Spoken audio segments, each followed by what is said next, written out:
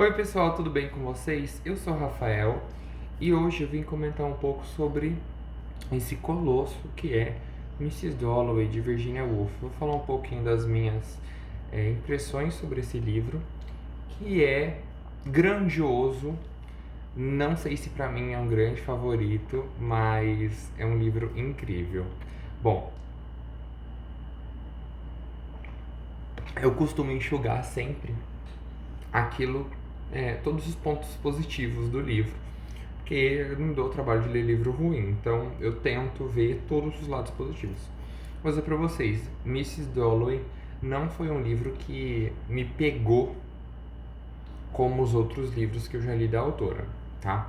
Vamos lá. Eu sei que, pelo menos, Virginia Woolf tem essa pecha de ser muito difícil e ela tem os grandes romances de fluxo de consciência, incluindo Mrs. Dalloway, Ao Farol, enfim.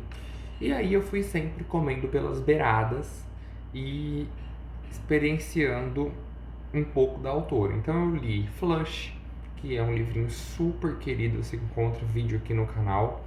Eu li Um Teto Todo Seu, acho que também tem vídeo aqui no canal, que é um ensaio sobre o fato das mulheres. É um ensaio feminista sobre a propriedade ser importante para as mulheres conseguirem escrever. E eu li Orlando, que é provavelmente um dos livros mais famosos dela, que eu achei difícil, mas ele não embarca tanto no fluxo de consciência, mas uma história que você tem que estar muito aberto para conceber tudo que está acontecendo naquele livro. E aí, depois de ler várias coisas da autora, de me acostumar um pouco com a escrita, eu decidi encarar Mrs. Dalloway muito pelo vídeo da Tati Feltrin do ano passado, em que ela refez a resenha de Mrs. Dalloway. Eu acho que já tinha alguma no canal, mas se não refez, eu vi essa resenha. E é uma resenha de 1 hora, você pode assistir o vídeo aqui em cima também. E eu adorei essa visão que a Tati deu. Ela deu spoilers do livro.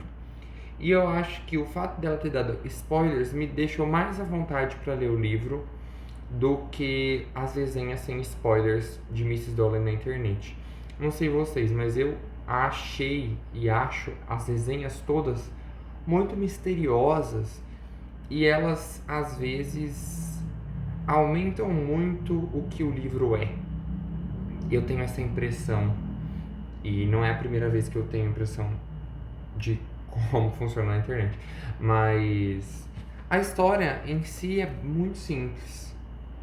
E eu acho que eu vou contar um pouco dela e depois a gente volta para comentar sobre as minhas impressões. Não foi um livro que me arrebatou, vou deixar bem claro para vocês, mas foi um livro muito legal de se ler. É um livro rápido, ágil e ele não perde tempo. Bom, aqui a gente vai ter a história de Mrs. Dalloway. Então a gente tem um começo maravilhoso, né, de Mrs. Dalloway disse que ela mesma iria comprar as flores. Então, nossa personagem principal, Clarissa, sai às ruas de Londres, ali em 1925, pós Primeira Guerra Mundial. E vamos lembrar que até a Segunda Guerra Mundial, tudo era pós Primeira Guerra. Não existia o termo entre guerras, não existia nada do gênero. E, bom, ela tá nesse pós-guerra, tá todo mundo muito abalado e tudo mais, e ela sai passear. Na verdade, ela sai para ir comprar as flores. E a gente vai percebendo quem é Clarissa Dalloway e que essa mulher tá fazendo comprando flores. Então a gente vai andando, na verdade, o narrador vai mostrando essa mulher e é riquíssima, que já tá ali nos seus 50 anos, andando por Londres, por Westminster principalmente, entrando na floricultura, entrando em algumas lojas, e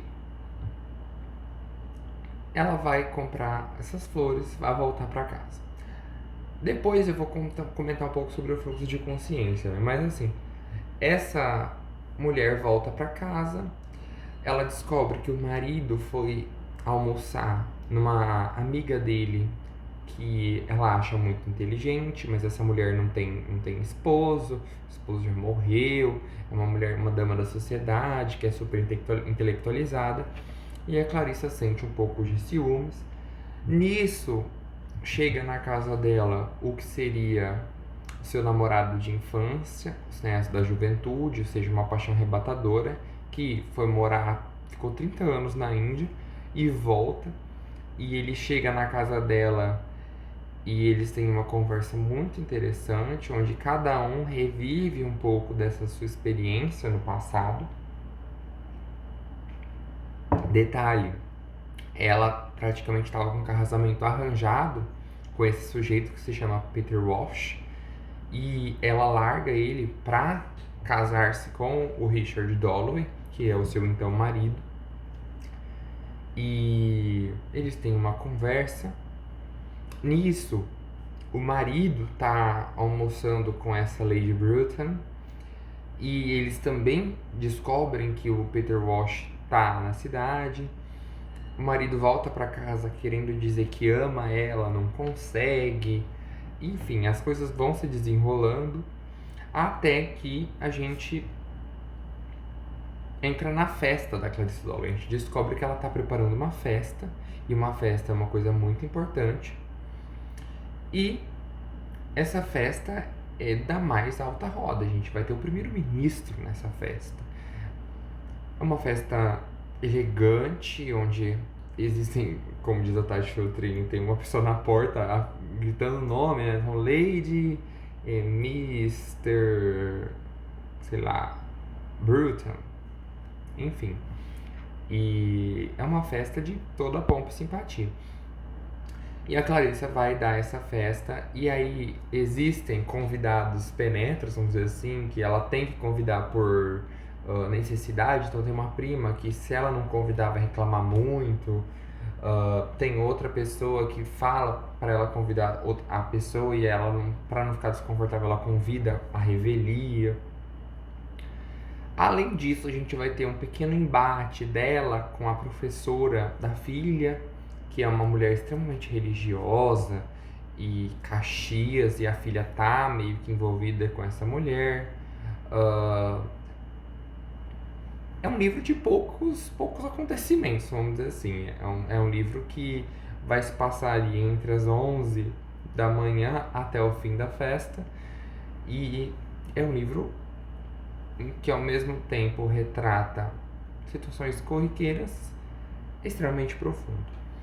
Em paralelo a essa história da Mrs. Dalloway com a festa, as flores e tudo mais, a gente vai acompanhar a história de Septimus Warren Smith. E que nomezinho difícil! Pra mim, o parêntese grandão. O principal problema desses livros da Virginia é que você tá lendo ele em português, e aí tem uns nomes extremamente ingleses. Então, Septimus Warren Smith virou. Tipo, enfim, eu acho complicado. Mas enfim, esse Septimus é um jovem que se alistou para a guerra com seus 16 anos, e ele foi servir na Itália. Ele tinha um melhor amigo. Esse homem morreu ao seu lado, ele não conseguiu fazer nada para salvar ele, e ele desenvolve o transtorno do estresse pós-traumático. Aqui a gente está simplificando tudo, não tinha nem nome para isso de fato. E ele é casado com uma italiana que fala pouco inglês, e ele já não vê mais sentido na vida, não vê sentido em ter filhos, não vê sentido em nada.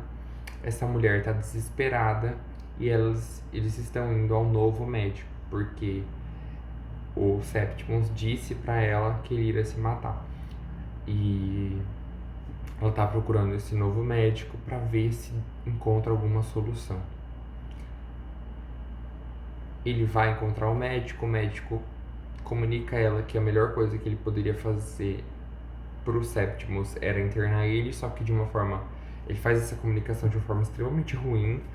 O Septimus entende tudo o que está acontecendo, percebe que ele vai ser internado, e ele vai se jogar da janela. E é uma descrição extremamente apática. Então, quando o doutor tá chegando na casa dele para, vamos dizer assim, levar ele para uma clínica, ele se joga da janela e é um peso a mais para esse livrinho que é tão singelo. Ele é reduzido, porém extremamente profundo. Aqui, a Virgínia, diferente da Montanha Mágica, né, do Thomas Mann, a Virgínia não vai discutir nada grandioso sobre política, diferente dos ensaios dela. Aqui ela basicamente vai contar um pouco sobre a natureza humana, e aí eu entro na forma. Aqui tem-se um dos maiores marcos do modernismo, junto de James Joyce com o Ulisses. A Virgínia vai escrever esse livro em fluxo de consciência, em discurso indireto livre, em monólogo interior, só que de uma forma extremamente dinâmica. Nós vamos passar da consciência, dos pensamentos de uma pessoa para outra de maneira extremamente veloz na rua, não necessariamente no mesmo parágrafo, mas a gente lê um parágrafo na cabeça de alguém, passa para a cabeça do próximo. No entanto, é uma forma bastante orientada. Aqui, dificilmente você vai ler um parágrafo e não saber quem está falando. Você percebe isso, é bem indicado. E além disso, nós vamos ter um narrador que vai unir todos esses fragmentos, que vai contando pra gente os desenrolares dessa história. Outro grande personagem importante é a própria Londres e o Big Ben, com as suas badaladas. E uma coisa muito boa que a Virginia criou, na verdade não sei se ela criou, mas que ela colocou nesse livro, é que o Big Ben, ele marca o tempo para todos. Isso é meio óbvio, mas você tá vendo o que tá acontecendo com a Mrs. Dalloway no começo, o Big Ben toca as 12 badaladas, corta pro Septimus e pra esposa dele, e aí o Big Ben toca as 12 badaladas e você consegue associar exatamente o que estava acontecendo com os dois naquele exato momento do tempo. Isso é fenomenal. E o fato de esse livro ser escrito no monólogo interior, no discurso indireto livre, no fluxo de consciência, faz com que nós consigamos ver com uma lupa muito grande as relações humanas e a dicotomia entre o que eu sou e o que eu expresso para os outros. Nós vamos ter exposições de pessoas da alta roda, ou seja, são pessoas intelectualizadas, são pessoas ricas, que vão ter problemas interiores. Você tem um marido que vai dizer que ama a esposa e ele não consegue dizer isso na hora. Você tem um marido que, a partir do momento que o grande amor da juventude da sua esposa chega, ele percebe que o dele está correndo algum certo perigo. Você tem uma mulher de 53, 55 anos percebendo que ela fez uma escolha e a escolha dela foi praticamente a do Admiráveis Mulheres, né? Eu nunca sei o nome das meninas, mas acho que da Anne, que escolhe casar-se com o rico e viver uma vida boa. A Jo, não sei quem que é, das Admiráveis Mulheres, mas enfim. E ela toma essa escolha, ela larga o Peter Walsh e casa-se com o Richard Dalloway, que vai virar um funcionário importante. Ele é um deputado, alguma coisa assim, na Câmara dos Comuns, um parlamentar, né? E olha que interessante, ela percebe isso, que ela fez uma escolha, ela escolheu ter uma vida boa, uma vida com dinheiro, uma vida na sociedade, e ela largou o Peter Walsh. Só que ela consegue conversar com o Peter Walsh de uma maneira muito mais orgânica e natural, e de certo modo, de uma maneira muito mais feliz do que com seu próprio marido. É uma escolha que ela fez. Ela tem consciência disso. E a gente consegue perceber isso.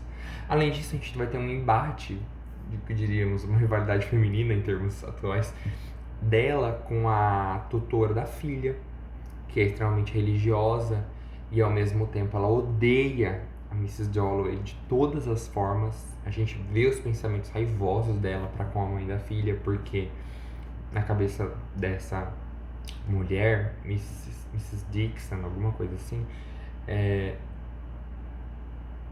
a Clarissa é uma mulher horrível.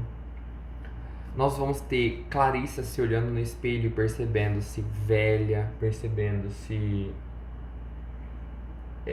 experiente e comparando-se a uma mulher chamada Lady Bexborough e como essa Lady tá bonita e ela não. Você tem o Peter Walsh chegando e a primeira coisa que ele pensa quando ele vê Clarissa é: nossa, como ela tá velha, como ela envelheceu. E nós vamos ter aqui também uma personagem fantástica que é a Sally Seton, que vai ser uma amiga da Clarissa da infância também, ali junto com o Peter Walsh. E foi o primeiro beijo da Clarissa, essa menina dá um beijo na Clarissa, a Clarissa fica toda cheia de si com esse beijo, fica super feliz, é uma das boas memórias que ela tem. Essa Sally, ela escolheu um marido super simples e a própria Mrs. Dalloway critica essa escolha da Sally Seton. E aí no fim a gente vai ter basicamente toda essa galera, tirando a história dos Septimus, na festa da Clarissa. Chega o doutor que atendeu o Septimus falando que uma pessoa se matou, a Clarissa fica chocada com aquela situação. Por algum período de tempo, esse é o único comentário que se faz na festa, ela fica irritada com isso. E ela sobe ao seu quarto, começa a pensar. Em determinado momento ela percebe que esse homem, ele se livrou, né, que a morte é apenas que é um descanso para a alma. A gente tem discussões sobre Cymbeline de Shakespeare aqui, sobre discussões a respeito de um trecho, né, de que nem o frio e nem o calor vão te incomodar mais, né, falando para uma pessoa que já jaz.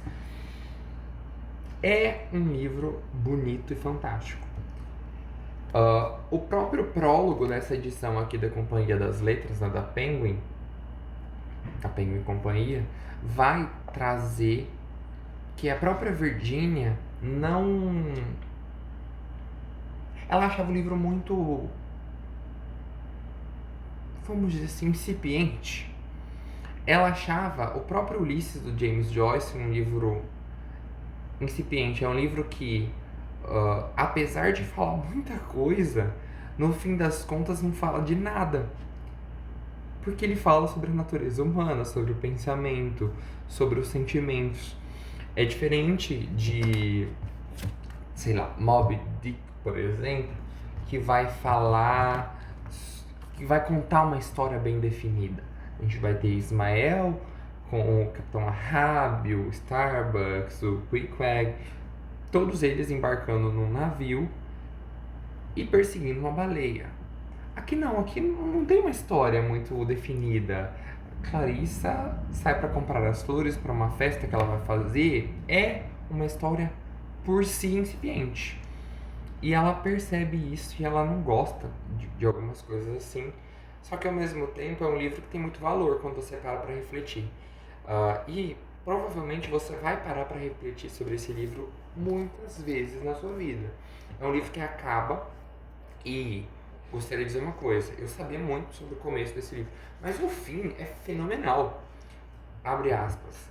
Também vou, disse Peter, mas permaneceu sentado um pouco mais. Que terror é este? Que exaltação é esta? Pensou consigo mesmo. O que é essa excitação extraordinária que toma conta de mim? É Clarissa, disse ele, pois ali estava ela. É arrebatador a forma como ele descreve o furacão que é Clarissa Dalloway, essa mulher de meia idade que sai ela mesma para comprar as flores e que ela faz a festa dela, apesar de tudo, de todos. É um livro que, no primeiro momento, eu não gosto. Eu acho que, não sei se a tradução, a maneira, né, o discurso da Virgínia me deixa um pouco perdido. Eu acho que são uns períodos muito, muito longos, com inserção de aposto, aposto, aposto. Mas é um livro fantástico. Tudo melhor. Né? Vale muito a leitura para todos. E analisando, depois de ler, a gente percebe coisas que a gente às vezes na leitura acha trivial, mas que precisam ser ditas. Eu acho que é um retrato muito bonito da sociedade.